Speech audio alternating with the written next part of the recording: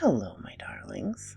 Madame Raven here again with another wonderful scary story for you.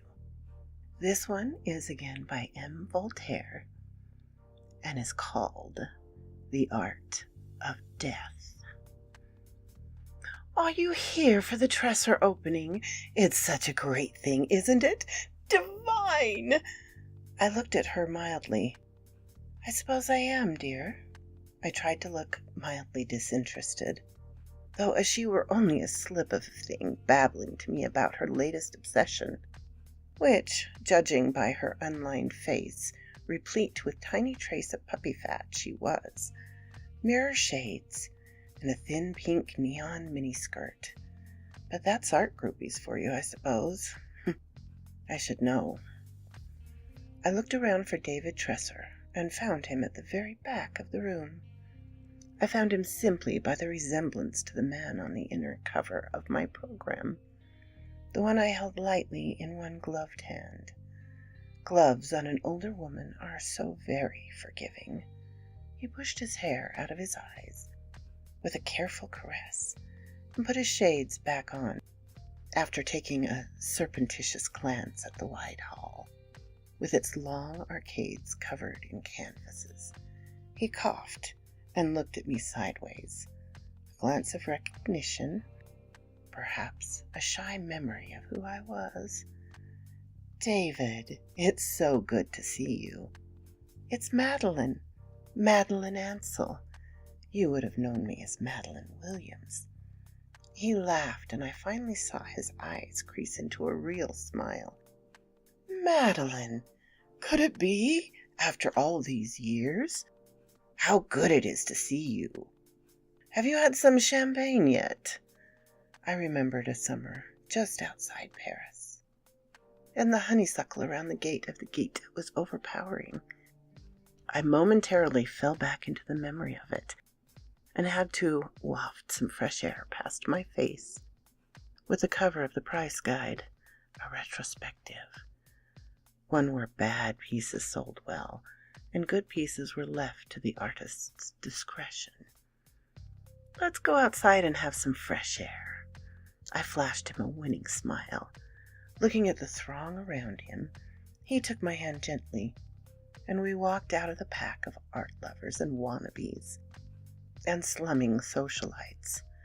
He dipped his head as though he was going to kiss me, and I neatly sidestepped him as I walked ahead, heels tapping on the marble of the cold gallery floor. Oh no, David, it's not about that. The cool night air around the pavement whipped the canvas banner into a frenzy, ripping against the wall and the door over and over again. His face was a ghastly white beneath those huge Hollywood-style sunglasses. In fact, I'd known it when he was first photographed with them on. David, the real one, could never have carried it off. He loathed the big Biba glasses and said the arms hurt his ears. But this man showed no sign of irritation and kept pulling and pushing them off his face like a game of shuffleboard.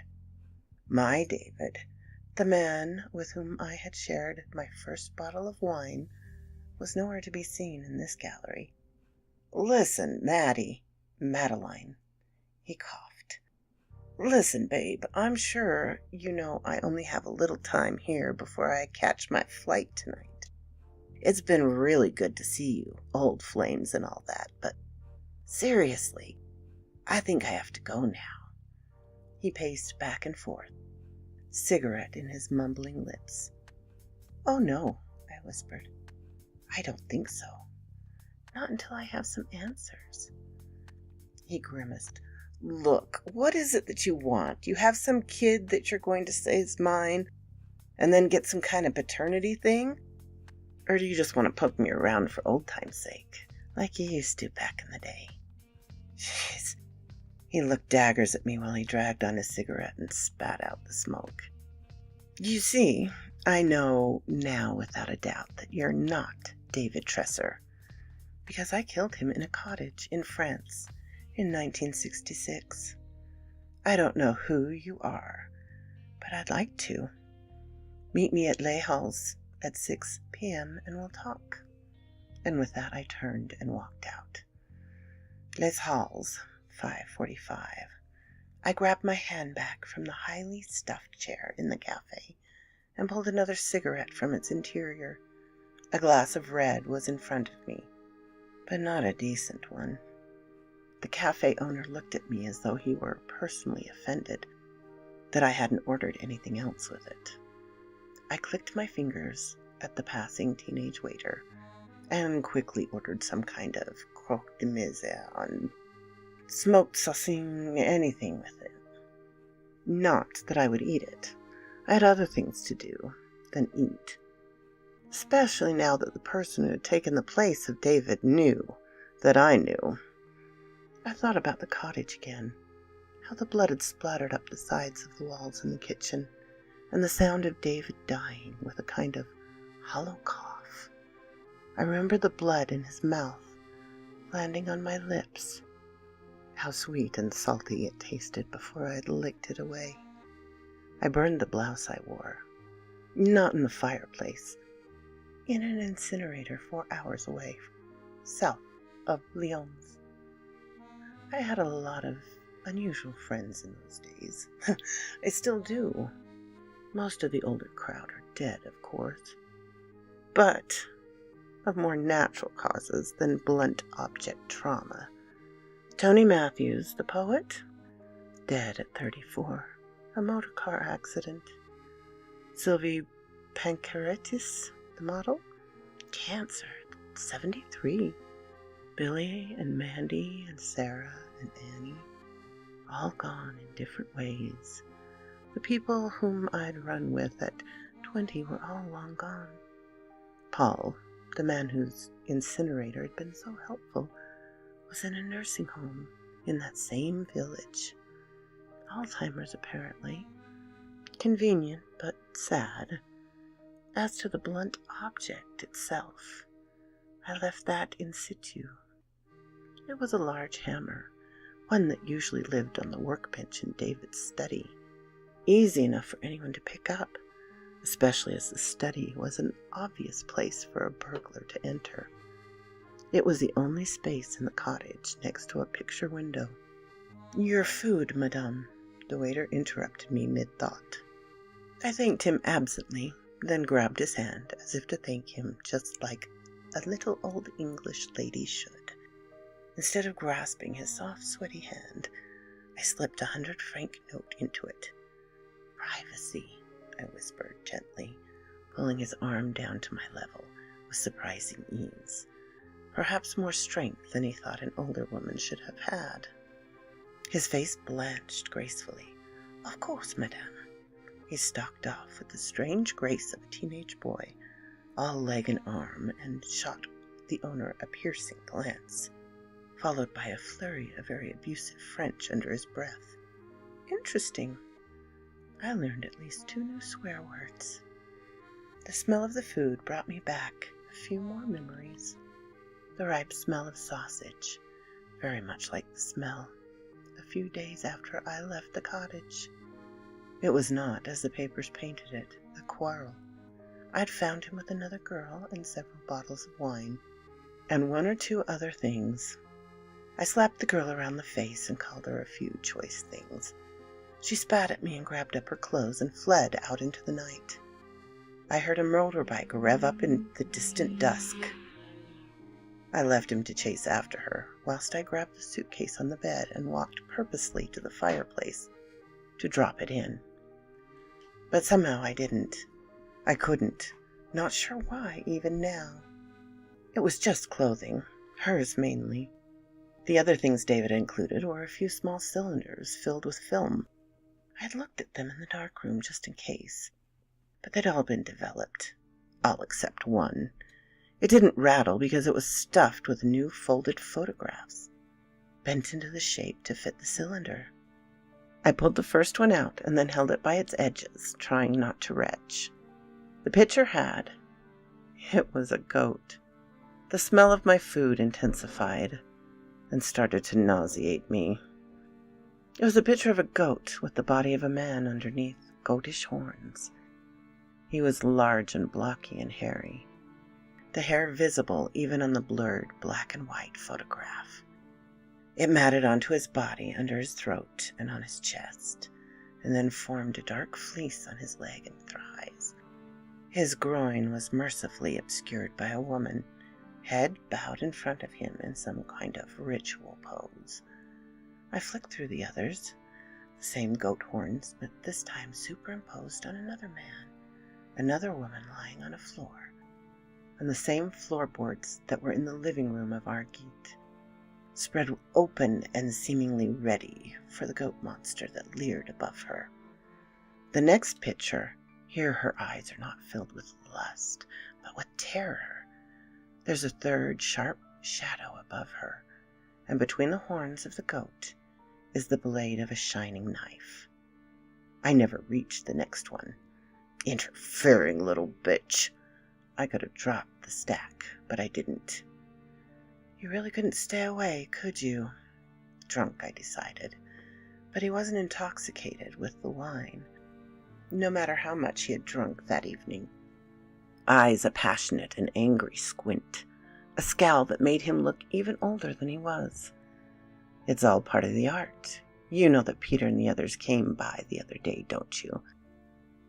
Well, this is our little way of making sure that the rights were kept and that we all got to keep what we want.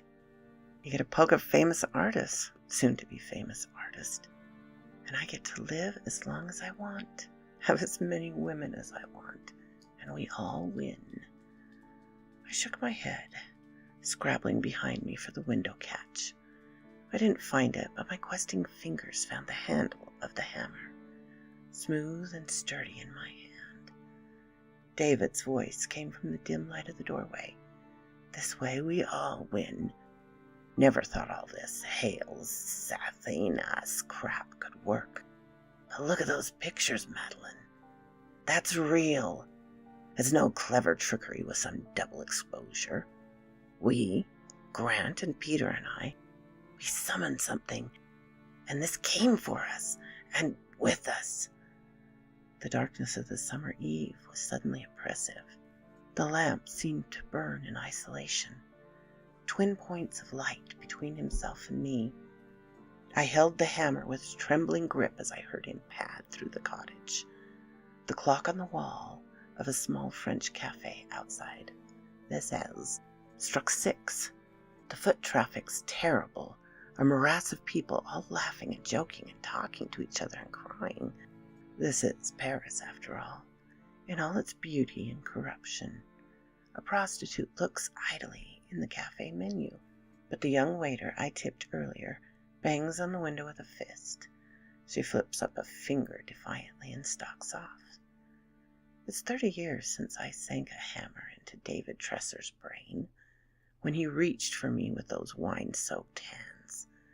30 years since I ran off and left him there, sunk onto his knees while wild animal laughter echoed around me. I ran with my hands over my ears so that I wouldn't have to hear the braying and stamping of hooves. I know I had a drink or two that night, but I know what I saw and felt there in the heat of the summer.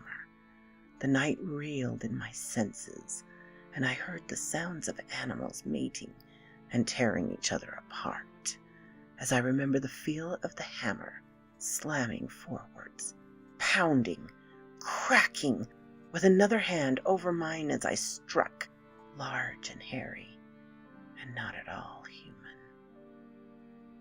6 o'clock and 1 minute. There's a figure at the door, tall.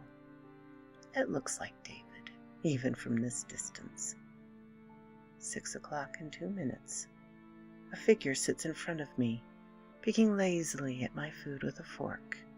He ignores my wine and snarls something in a very guttural accent to the waiter, who seems as though he's about to piss his pants at the look David just given him. I look more closely, forcing myself to settle on the nose, the chin, that dimple in the cheek from a scar 2 years before France, all superficially the same. But those eyes. Well, I'm here. I imagining the smell of sulfur, or is it just badly corked wine? I still have your photographs, I tell him, and I'm not willing to part with them unless I can be absolutely sure that what took place in that tiny village will never, ever come to light. He looks at me and he laughs.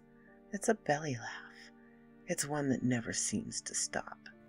Why should anyone believe you after all these years? A drunk hippie who swears that the devil made her murder a man was found alive the next day. You're crazy. People will happily tell you so. His laughter's infectious. Soon even the waiter is joining in with an infantile snigger. I shake my head. The photographs will be burned as soon as you promise that none of this comes to light. I want you to swear. I grabbed his hand in mine, my glove off. I pick up the table knife and scratch at a soft, thin patch of skin. It bleeds obligingly easy. He presses my hand deeper into his, the blood smearing onto his larger, pale hand. He grunts like an animal, like a pig rutting. Whatever you wish, crazy bitch. His shrug's final, as though he's free of a particular onerous obligation to an old and unwelcome friend. Good, I smiled and looked up towards the doorway. My sigh is of relief and not longing. There's another shadow there, and so similar it makes him spit out the expensive red he'd been drinking like water. The same long hair, a soft wave in it, with gentle brown eyes instead of reddened older ones. The smile is so innocent and so perfect that, although he's a young man, you would want to protect him like the most precious thing you have, the most precious baby in all the world. I had him baptized, David. This is Adam, your son. So quoth this raven.